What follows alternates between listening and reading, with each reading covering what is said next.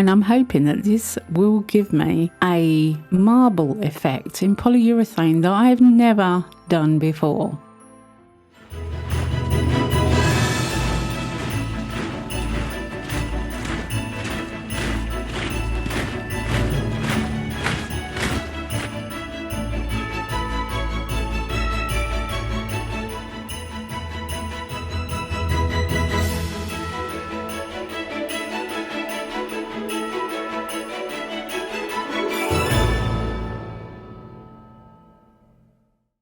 Hey, welcome back to my channel. It's Wendy here from Toonpish Crafts, and I hope you're doing okay. Occasionally, when you're making something, you suddenly think, I wonder if that'll work. So in this video, I had a couple of those moments. They weren't planned. So let's see if they worked out.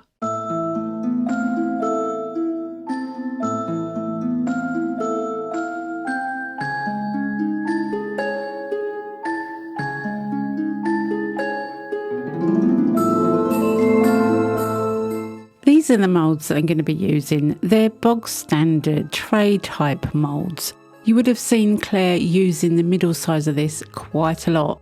In case you don't know, that's Claire at Claire's Crafty Corner. And now companies are selling 3 different sizes in a pack. I'll try and link this set in the description box below. I'm also going to use some stencils. Now I am planning to sell stencils on my website, toonpish.com. As it stands at the moment, they're not on the website, and that's because the amount of effort it takes to make these stencils and time, they're not going to be viable to sell. But you can buy stencils everywhere, and if you have a cutting machine like a Cricut, you could probably cut these out yourself. I'm thinking maybe I could make some specific designs for specific moulds. But at the moment, I've just been playing around with a few snowflakes. But I do sell this really fantastic stencil plastic in sheets on the website. And the reason I like it so much is the fact that it adheres to silicone. It doesn't stick, it's not sticky. But it's the type of plastic that's very supple and stays where it's put on silicone. And if you use resin a lot and silicone moulds, this is the type of stuff you really need to use to make stencils with. It's cleanable, it's flexible, you can iron it as long as you cover it with a cloth. I do sell this in quite large sheets, and it comes folded because it's too big to put in an average envelope. When it's folded, you think, oh, this is going to be impossible to use, but just put it on an iron board, cover it in a cloth and iron it on a hot setting. Just briefly, let it cool down and it's completely flat. This stuff is amazing for stencils. So after faffing for quite some time, I've arranged my stencils so that I have the larger mould with negative stencils and the other 2 with positive stencils. I have a single solitary stencil left over, which I really wanted to use. I didn't like the fact that it was left out, but I think I've got enough on the moulds. On this mould, I have negative snowflake stencils. And I'm using a mushroom makeup pad, and I'm using interference blue from Let's Resin. And I'm tapping the mushroom pad onto the stencil. Now, it was difficult to get the mushroom stick pad thing into the bottle of powder, so I decided to decant some on a plastic bag, and that made it a lot easier to apply this colour into the areas that I want to, just inside the negative stencils. These mushroom pads are brilliant for stenciling because they're flat on the top and you're padding down, you're not brushing around the stencil. The last thing you want is for any of the bristles of a brush to get stuck underneath and push mica underneath the stencil. That is going to ruin your design, and it will lift up the stencil so that it becomes less of a crisp image and more of a faded out pattern. And we don't want that, do we? When I'm happy I've got the coverage that I want, it's time to take off these particular stencils. I'm using tweezers because I don't want to risk dusting any more colour onto the mould. I just want the colour to stay within the stencil area. Now these stencils are quite solid, they're not fragile, but the mica powder is fragile. So I'm lifting up to get these stencils off. Like I said, they don't stick. I know I've said this over and over. These stencils don't stick, but they do adhere to silicone. They don't just move like other stencil plastic does. Now you can use silk screens, and silk screens will stick to the silicone long enough for you to dust in the pattern, and silk screens do work really well. So that's an option if you can't make your own stencils. There is a little area around one of the snowflakes that has an overspill of mica, so I just cleaned that off with a cotton bud just to make it look a little bit more precise with the colouring of the snowflake. Now I just wanted to show you here that this plastic that I make the stencils from is very easily cleanable. A little bit of isopropyl alcohol, a wipe off with a baby wipe, and they come up like new. And just to show you that you can wipe them off with a lint-free cloth, and you have a stencil just as good as before you used it in the first place. Just as good as new. Moving on to the positive stencils on this mould, I'm using the same colour, interference blue, and I'm going over this completely with the interference blue. This is the smallest of 3 moulds, just with 2 snowflakes, and I'm using the 1 mica colour on the entire mould. I could have done with a bigger mushroom pad, to be honest, but it still worked really well. But I only colour the top part, not down the sides of this one, just the flat piece on the top of the mould. The middle section that's going to be the inside when it's turned out. Now I decided on the third one, the medium size, to get out some interference green as well. And topping up the interference blue, now I have 2 colours to go over these stencils in this mould. I'm using the green lightly because I'm not a green lover, but I do want a speckled effect with this one. I do love trying things out while I'm actually making them. I can sit for hours and imagine what I want to do, but when I come to make something, I'm like inspirational in the moment. I decide to try something different on something new or have a different idea while I'm making that piece. Most of my inspiration does come while I'm actually crafting, while I'm in the zone. For instance, while I was making this, I figured it would be really nice to have 4 or 5 different colours speckled around, but I did stick with just the 2 on this occasion. Now I know this powder is going to go everywhere, so I blew the excess off just lightly, knowing that it was going to go around the edge of the mould. So if I can hold on to this mould long enough, I'm going to dust mica right the way around the rim as well. Now this is Ghost Pigments. It doesn't react to white and black the same way. It will give you a different shade of the same colour if you've got white behind it or if you've got black behind it. And I'm planning on a dual colour background that has a white but not a black.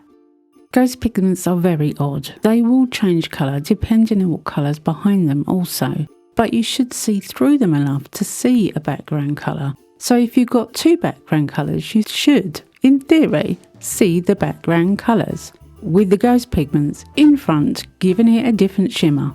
You might have to see this to understand what I'm saying, but it should become clear within the video. When I'm happy with the coverage, it's time to take the stencils out and any little bits that have flown in the mould as well, like that black piece, whatever that was.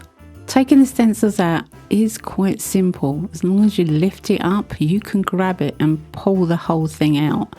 And this plastic does leave a crisp, detailed stencil line. And I really like how this one is looking. Of course, you don't have to use snowflakes, you can use whatever design you want.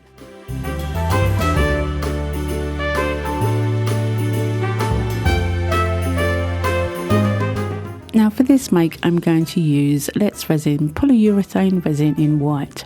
I'm also going to use Eye Candy Noken Blue, a stunning blue colour. I don't use Eye Candy pigments a lot because they're difficult to get hold of in the UK, but oh my goodness, they are absolutely stunning. Really vibrant colours. Now my plan is to make up 2 different amounts of the polyurethane white. A smaller amount to add in the blue colour. Now when you use any colour in an opaque polyurethane resin, you're not going to get the vibrancy that you would normally get in a clear epoxy resin. It's going to be muted, like diluted with white. In order to get a vibrant colour, I'm going to add quite a lot of mica to try and get a fairly dark blue. But like I said, it is going to be muted because of the white polyurethane.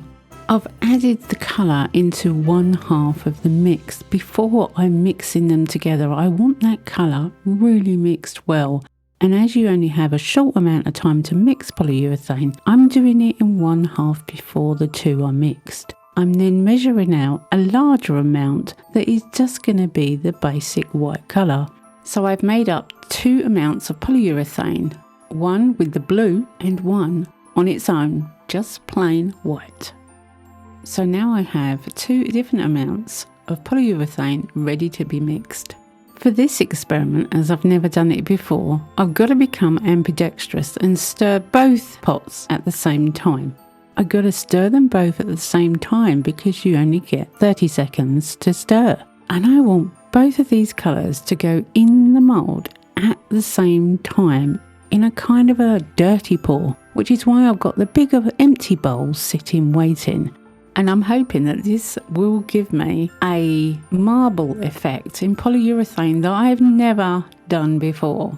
I think the dirty pour is the best option. So I pour the blue into the bigger bowl and then I pour the white, which at the moment looks clear.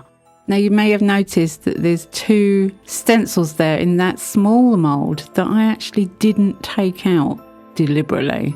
We're going to see how that one works. But as you can see me pouring it, it just looks blue.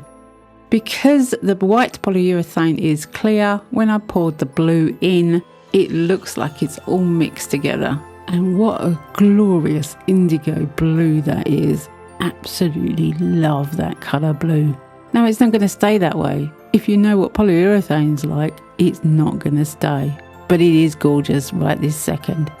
I spray these pieces with isopropyl alcohol to get rid of any surface bubbles, and then this is the time lapse of it curing, and it's fascinating to watch because the clear polyurethane pour is turning white as it's meant to do, and the blue stays blue, just dulls down a bit like it's being diluted by the white, and I just find that completely fascinating.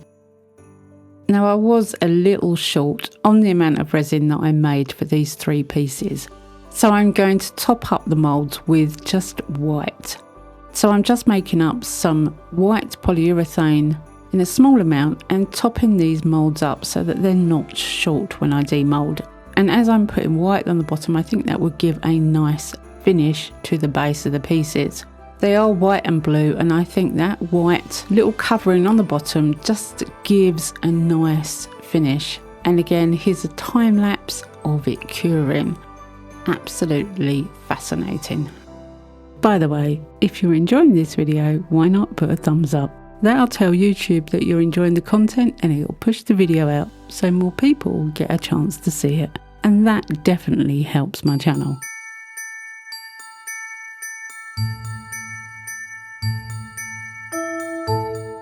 So the polyurethane has cured, and with this little one, I've taken the stencils out once it's cured. Now I did actually think I'd recorded me taking the stencils out, but obviously I hadn't. I'm so sorry about that, but they just lifted out and they left the indentation of where the stencils were. And that is definitely something I'm going to explore again in the future because I didn't know if that plastic would stick to the resin, and it didn't, it just lifted out. And now I can fill it with the Let's Resin White Pearlescent UV resin. Come from the pack of pearlescent colours, and there's 2 bottles of that white in the pack. absolutely beautiful white pearlescent colour. So I'm just filling in where the area was that had the stencil. Now obviously, as this is the first time I've tried this, I don't know if other stencil materials would do the same thing, but it's worth exploring in the future, don't you think? I really like this idea.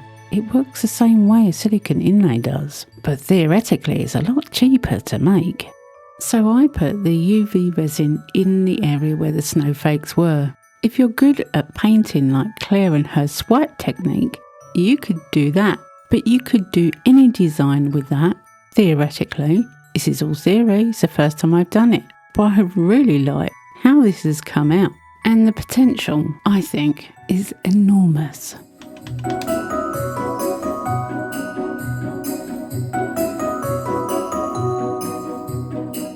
With all three of these pieces, I add my logo on the base. These are UV DTFs. Stickers printed for me by Amanda at Resin Supplies Den. She has her very own UV DTF printer. How cool is that? I am so tempted to buy myself a UV DTF printer. So tempted. They are a lot of money though. It's extreme. I am definitely going to be making more marble pieces from polyurethane resin. I do love how this marbling came out. Absolutely stunning. So quick, so simple. And with all three examples, those snowflakes look amazing. Especially the ones that I left in when I poured the polyurethane, because that just opens up a whole new world. The ghost pigments definitely worked. I'm not sure I absolutely love them. However, they did do what they're supposed to do. They're meant to be a colour on top of a colour. So you can see the colour underneath and get a shade of a colour on top. And I do think they worked really well. I think I would have preferred the marble effect colour to be the most significant colour. Therefore, the larger tray is my favourite. But I also love the fact that I can put stencils onto a mould, pour over the top with polyurethane, and the stencil pieces come out. I've got to do more with that. Anyway, I hope you've enjoyed this video as much as I've enjoyed making it. Come back and see me next week, because you never know what I'm going to be up to. I never know what I'm going to be up to. Have a great week, happy crafting, and bye for now.